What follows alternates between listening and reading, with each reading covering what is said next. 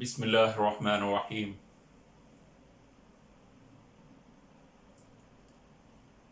रमज़ान की बबरकत सातें। आज 8वां रोज़ा भी गुजर गया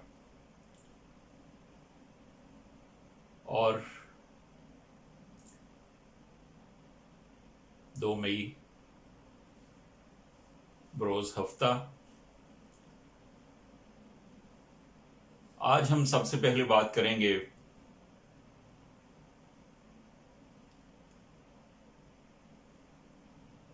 बरसग़ीर के मखसूस इलाकों में बढ़ती हुई इंतहापसंदाना सोच, इंतहापसंद कौम परस्ती और उसकी वजह से तन्हाई के अमल में तेज़ी।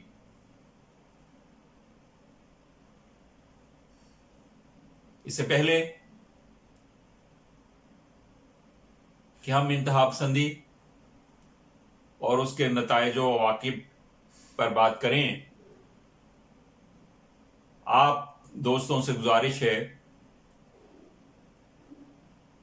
कि तारिक चौधरी यूट्यूब चैनल को अगर आपने अभी तक सब्सक्राइब नहीं किया तो सब्सक्राइब कर लीजिए। वीडियो को आखिर तक देखिएगा,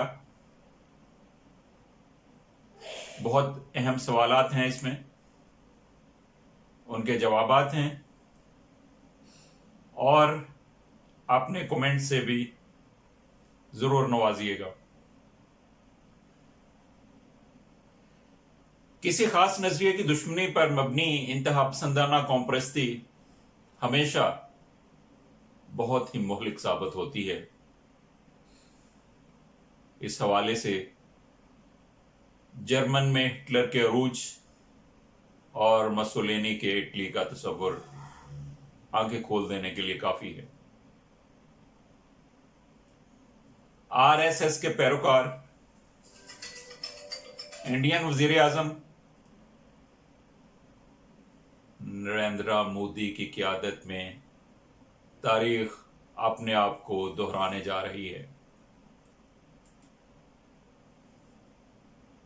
वो न सिर्फ हमसाया ममालिक पर दौन सिमाने की नाकाम कोशिश में बावले होते जा रहे हैं, बल्कि मुल्क के अंदर भी अक़लियतों और बिलखुसूस मुसलमानों पर अपनी अंधी ताकत को आजमाना चाह रहे हैं। लम्हा फिक्रिया है पूरी दुनिया के सोचने समझने वाले इंसानों के लिए कि जब पूरी दुनिया कोरोना की परेशानी में मुब्तला है और कोरोना से बचने के अलावा किसी को कुछ भी नहीं सूझ रहा, तो ऐसे वक्त में बीजेपी, आरएसएस और मोदी के जहनों पे पाकिस्तान ही क्यों सवार रहता है। वो न सिर्फ पाकिस्तान के खिलाफ नफरत अंगेज प्रोपेगंडे को बढ़ावा देते जा रहे हैं, बल्कि साथ साथ अरबों का भी खुला मजाक उड़ाया जा रहा है। हालांकि ये एक मुसल्लमा हकीकत है कि झूठे प्रोपेगंडे की उम्र बहुत ही कलील होती है और उसकी हकीकत का बहुत जल्द दुनिया को पता चल जाता है। इंडिया हमेशा पाकिस्तान पर यह इल्ज़ाम लगाता आया है कि नॉन स्टेट एक्टर्स को इस्तेमाल किया जाता है, लेकिन अब अमेरिका ने खुद इंडिया का ये दाव उसी पर अंडेल दिया है। और यूएस कमीशन बराए बैनुल-अक़वामी मजहबी आज़ादी के चेयरमैन टेड पर्कसन ने कहा है कि हमने देखा है कि मजहबी अक़लियतों के खिलाफ इंडिया में नॉन स्टेट एक्टर्स के पुरतशद्दुद इक़दामात बिला खौफ व खतर जारी हैं। नेशनल रजिस्ट्रेशन एक्ट और मुसलमानों को हरासा करने की वजह से टर्की, इंडोनेशिया, बांग्लादेश, मलेशिया और ईरान के साथ इंडिया के ताल्लुकात शदीद तनाव का शिकार हो चुके हैं। यहां तक कि बांग्लादेश के 2 वजीरों ने मुसलमानों के खिलाफ जुल्म व तशद्दुद पर एहतजाज करते हुए इंडिया का दौरा तक मनसूख कर दिया है। टर्की के प्रेसिडेंट रजब तैयब एर्दोगान और ईरानी सुप्रीम लीडर खामेनेई इंडिया में मुसलमानों पर हमलों में मुलव्वस अफराद को पहले ही सख्त सजाएं देने का मुतालबा कर चुके हैं। जर्मन चांसलर मर्केल ने भी कश्मीर की सूरत हाल को नाकाबिले बर्दाश्त करार दिया है। ये तमाम अवामिल, अशारिये और फिर मशरिक़ वुस्ता के हुक्मरानों की जानब से ज़ाहिर की जाने वाली इंतहाई शदीद नाराज़गी नरेंद्र मोदी और उसके इंतहा पसंद पैरोकारों के लिए एक सख्त तंबीह के मुतरादिफ है। शाइनिंग इंडिया का नारा भी अपनी आबोताब खो चुका है। यूएस कमीशन बराए बैनुल अक़वामी मजहबी आज़ादी की रिपोर्ट ने तो भारत और उसकी क़यादत के लिए अब कहीं छुपने की जगह भी नहीं छोड़ी। और सबसे बढ़कर ये कि अब इंडिया को जो अफगानिस्तान में बहुत बुरी तरह से शिकस्त हुई है, उसने बहुत ही बुरी हालत में छोड़ा है नरेंद्र मोदी की गवर्नमेंट को। अशरफ गनी के जरिए से अमरीकी फौजों के इनखला में रुकावट पैदा करने के लिए इंडिया ने भरपूर कोशिशें की।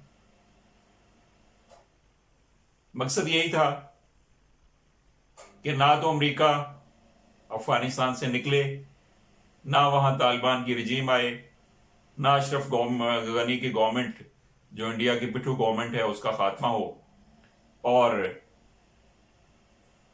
जो मुआहदा तालिबान और अमेरिका में तय पा गया था इनखला का, उसे भी किसी ना किसी तरह हीलो बहानों से ख़त्म कर दिया जाए। लेकिन अमेरिका और तालिबान दोनों ने इस चाल को बहुत बुरी तरह नाकाम बना दिया है। अशरफ गनी ने कैदियों के तबादले में बहुत रुकावटें डाली और उसके नतीजे में इंटर अफगान डायलॉग भी ना हो सका। ख्याल ये था कि तालिबान गुस्से में आके, इश्ताल में आते हुए अमेरिका के साथ किए गए मुआहदे को तोड़ देंगे और इस तरह इंडिया अशरफ गनी के जरिए से अपने मकासद हासिल कर पाएगा और नतीजतन तालिबान को नाकामी होगी। अमेरिका और तालिबान की जंग मजीद अरसे तक जारी रहेगी।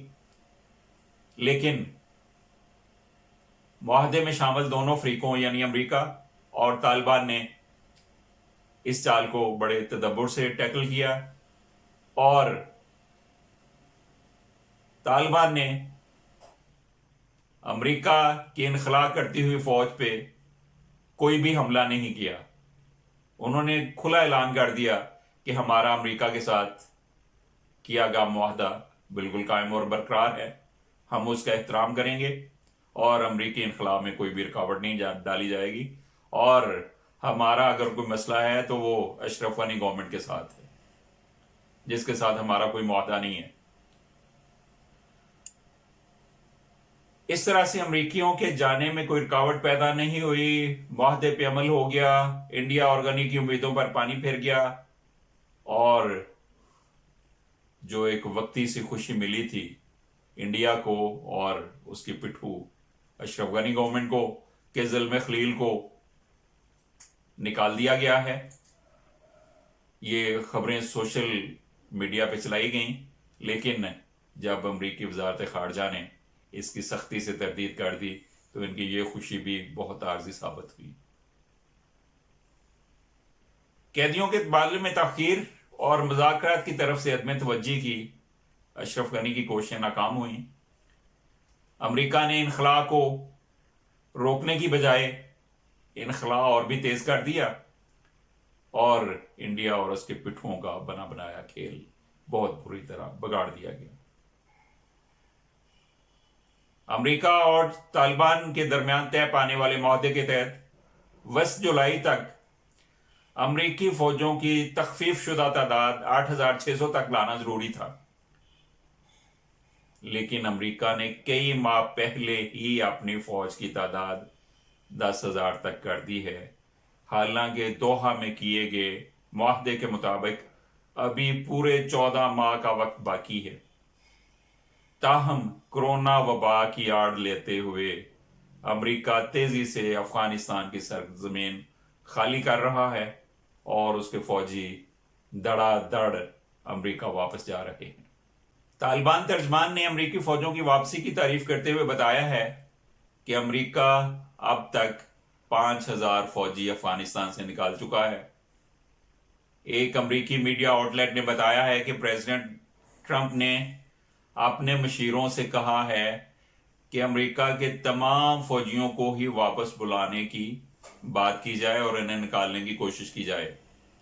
حالانکہ امریکہ اور نیٹو کے پاس معاہدے کے مطابق ابھی 1 سال سے زیادہ کا وقت باقی ہے، لیکن کرونا سے امریکی معیشت کو لگنے والے دھچکے اور معیشت کی دن بدن بگڑتی ہوئی صورتحال نے یہ امکان پیدا کر دیا ہے کہ افغانستان بہت جلد امریکی فورسز سے آزاد ہو جائے گا۔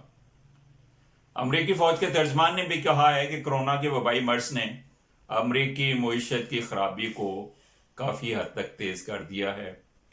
وائرس کی وجہ سے فوجی تربیت کا کام بھی ان دنوں مکمل ٹھپ پڑا ہے، جس کی وجہ سے امریکی فوجیوں کو گھر واپس بھجوانا بہت آسان ہو گیا ہے۔